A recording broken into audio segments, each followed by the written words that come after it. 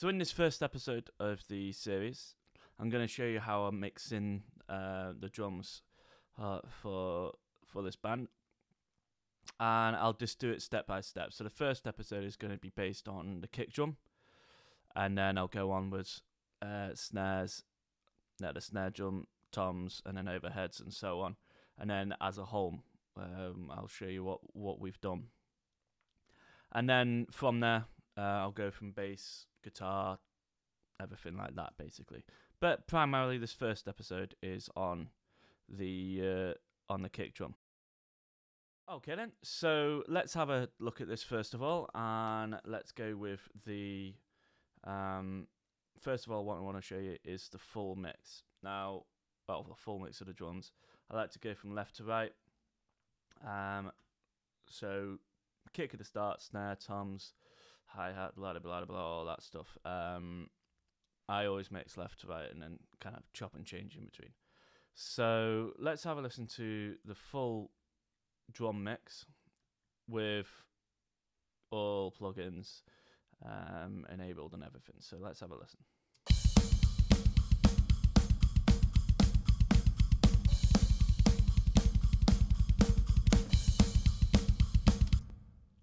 So there you go. It's a nice solid sound, quite constant, and it all sounds pretty well good and gels in together. So let's go with the kick drum then. As you can see, I have 3 inputs for the kick drum here. Well, 3 audio channels for the kick drum. 2 of them are duplicated. So let's have a listen to just the kick. The first kick, that is, on its own, no plugins, and nothing else enhancing it. So let's have a listen.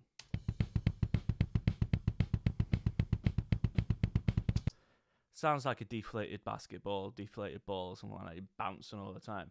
But it's got the bass there, it's got the attack there, so we just need to make that better. So first off, EQ, clearly. So with this one, I've cut away the low end, a lot of the low end at 68 hertz, or 69 hertz, whatever way you look at it, if you look at the screen. And then I've boosted the low mids, just to kind of get a bit of it in there, but not too much. I didn't think, if you have a look around the number 4 here, I didn't think that it needed too much, the mids needed too much cutting out. Obviously, with some kick drums, you need to cut the mid out quite a lot. But with this, I didn't feel like I needed to. It was well dampened, and it was well positioned. The mic was well positioned to not be too MIDI for it, which was good. Then I boosted the attack, clearly, and it's going up there just to get the attack. So let's have and I'll punch this in. I'll play it and I'll punch it in. See what the difference it makes.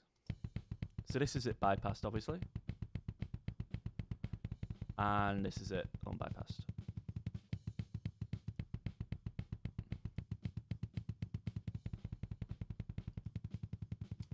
So there you can hear it's a lot solid. It's more solid, a lot tighter, and it's sounding not bad. It's got a good basis to it. So let's get rid of that. That was a Melda Production EQ. That was. It's one of my favorite EQs on here. Now I tried seeing what I could do with this, with the Renaissance EQ, but I wasn't getting the right kind of sound from it, so I decided to leave that. Next up is just an enhancer, just to kind of boost the low end a bit more, just a little bit on that channel. So let's have a listen to that. This is it. Obviously you've heard it without. Let's have a listen with it with.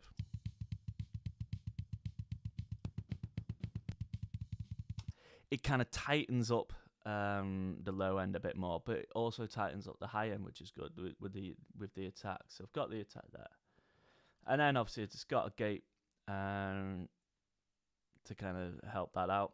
Not too gated. It's all right. It's not too bad. It didn't really need much. There wasn't much spill coming in. But let's have a listen with it.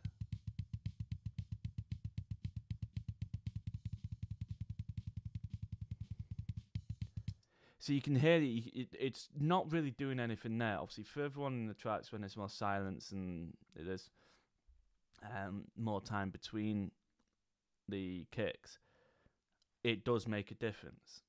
But the snare isn't bleeding into it too much, so it's bearable. We don't just have to make it a natural sound.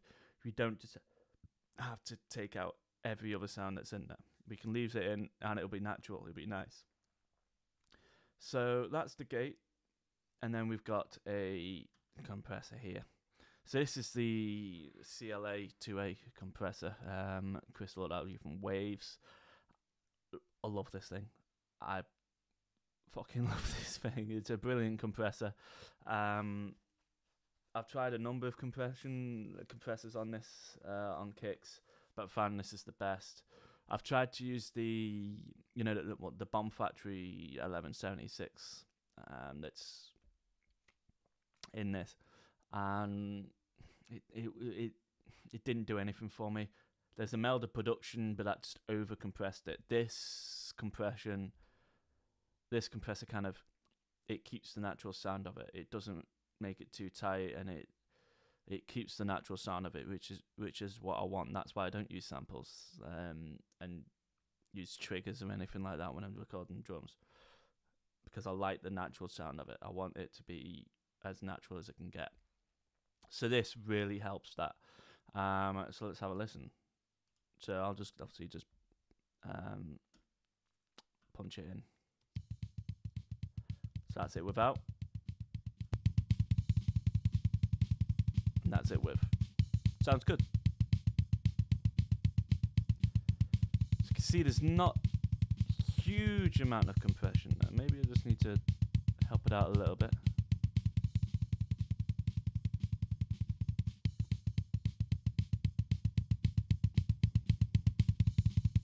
You can really hear the attack now coming through.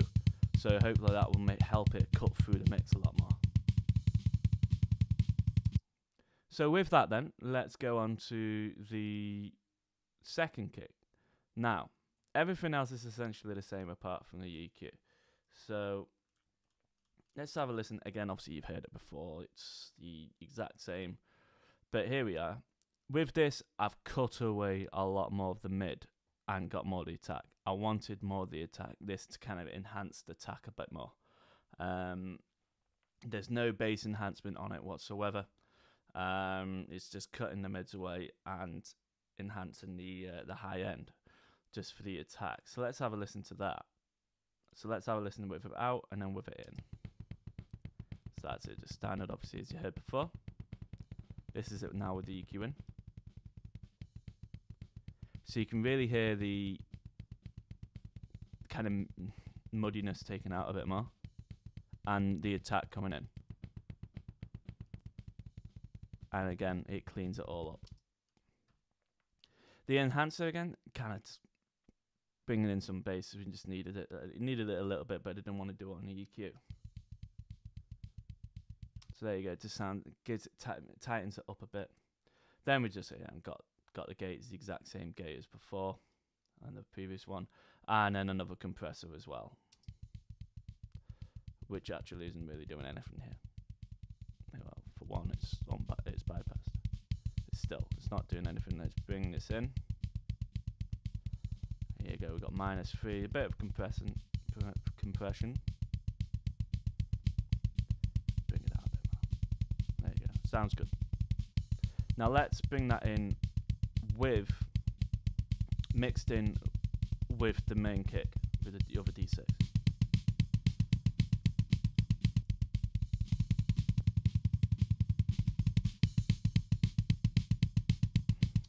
So there you hear it's really enhanced the attack. Now I forgot to take these off. Yeah, it's really enhanced the attack more on that. So let's listen again. So you can really hear the attack on that really coming through. It's great. Let's go on to the second kit. This is the Shure Beta 55. The Beta 92. So as I said, this is getting more of the low end in.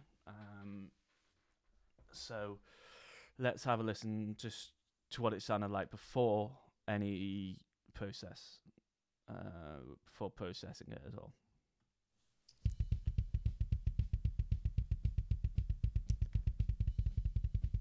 So there you go. You can hear the bassiness, but there's hardly any attack in that. And that's what the other two channels are there for. So let's have a look at the EQ. And as you can see, huge cut in the mids, just to get rid of them. We don't want it on that. A little bit of attack is added in, but again, obviously a lot more the low end. So let's have a listen to that now. So this is it without the EQ. Again, it's a Melder production EQ.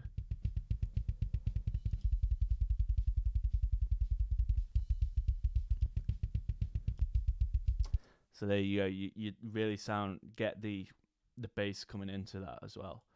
And again, an enhancer again, just to kind of bring up the bass more. Let's have a listen.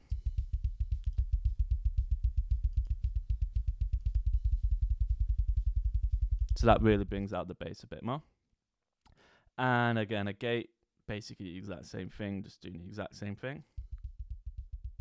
Again, it's really just taking out any unwanted noise within a long period of time. There's no kicks in that. And then again, the same compressor. And let's have a listen to see what that does. You can see the compression, a lot more compression in this. Let's bring it in.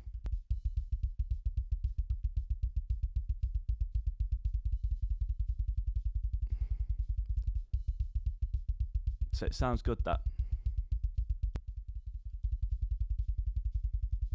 So yeah, so that's the basis, that's the kind of foundations that we've laid. Now, let's have a listen to that with the snare.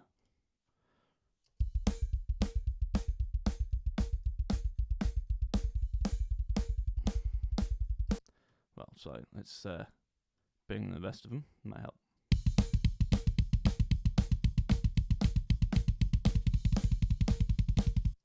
Now, when speaking to the client, to the band, they wanted a very attack-driven kick drum, and they like more like kind of a pop, really, than anything else. That's why I've added so much attack into this. So that's it with the snare drum, sounding all right, but it's not cutting through enough. So, what I have here is a slammer track. Now, what the slammer track is basically just power down compression. So, I've got another Melder production EQ, but it's bringing out the attack. It's just kind of so we can bring that out more and make that stand out amongst everything else. So, let's have a listen with also, and then we've got another compression, and you can see how hard it's been compressed here. So let's like bypass these at the moment, right? But bring it in. So this is basically just the dry sound coming in. See how much it's compressed there. Let's bypass the EQ. So it's bringing out more of the attack of the beater hitting the head. And then let's have a look at the compressor.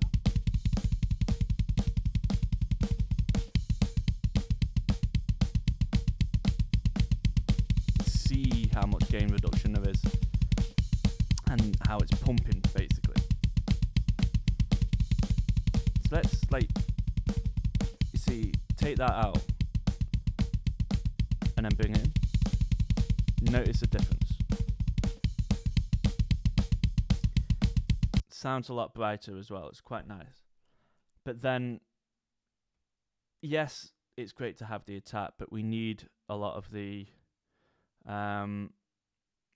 we need some sub in that. We need some more bass in that just to kind of bring that out more. So what we've got, a lot of kicks can sound quite dull. So I like to add a bit of just help it out a bit. Add some sub into that. So let's just take out the slammer. So what we've got is we've got a signal generator keychain to, it's just the sub that's getting sent into it. So if we bypass the gate, you now should be able to hear it, just about. And then bring in the gate, it's gone. So we've got it sidechained. The key input here is the kick sub, and we've got the signal generator set at 50 Hertz. So it comes in here, and what the gate does, obviously, it triggers the 50 Hertz to come in each time the kick is heard. Otherwise, it would just be a constant. It wouldn't affect it in any way. So let's have a listen. It's subtle, but it makes a huge difference, which is what we want. Oh, take out that snare drum.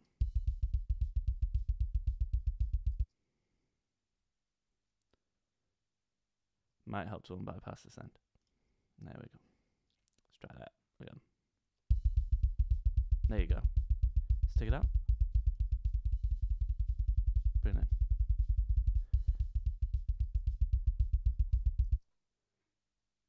See how much it helps. Now let's listen to the full drum mix, but without the sub and the slammer. See the difference that makes.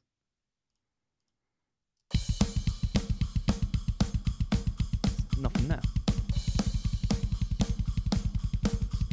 Nothing there. Let's bring it in. Ooh. That really brings it out.